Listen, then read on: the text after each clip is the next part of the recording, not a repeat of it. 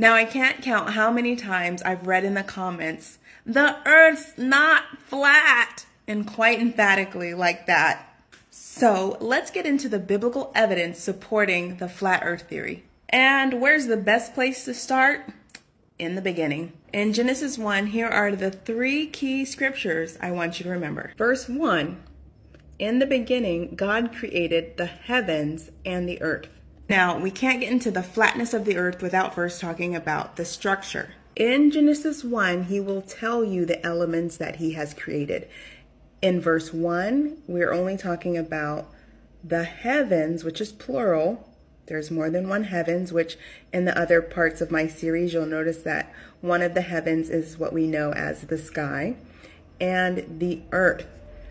And in other parts of Genesis, you'll notice he does not talk about galaxies, other planets, or anything like that. Now, I'll expound more later, but these details are very crucial as we progress. Moving on, key scripture number 2. We're going to put verses 6 and 7 together, so just don't do the math because it won't be mathing, but just know that. Okay, continue on verse 6. Then God said, let there be an expanse in the midst of the waters, and let it separate the waters from the waters. 7. God made the expanse and separated the waters which were below the expanse from the waters which were above the expanse, and it was so. So what could this expanse be? First, let's define it. An expanse, the distance to which something expands or can be expanded. Okay, that makes sense.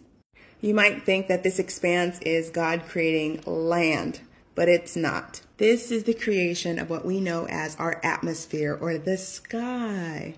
Now, let's go back to verse 7 because there was some talk in there about waters.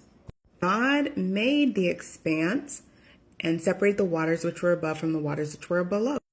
In other words, God is stretching out the sky in the midst of waters, and he is separating from the top from the bottom.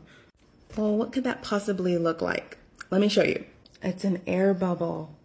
But there's more. Let's group 9 and 10 together to make our third key verse. I told you about this math. Okay, verse 9. Then God said, let the waters below the heavens, he's defining the expanse, be gathered into one place, and let the dry land appear. And it was so. Verse 10, God called the dry land earth.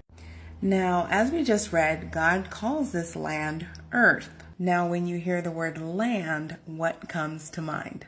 Most would say a flat, dry surface, and you would be correct. So, without using the current imagery that we know of today, given the description in those key verses, what would this inhabitant look like?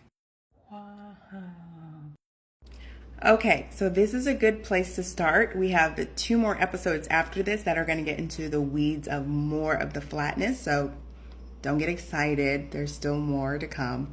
But this should be a good start for now. So let's hear it.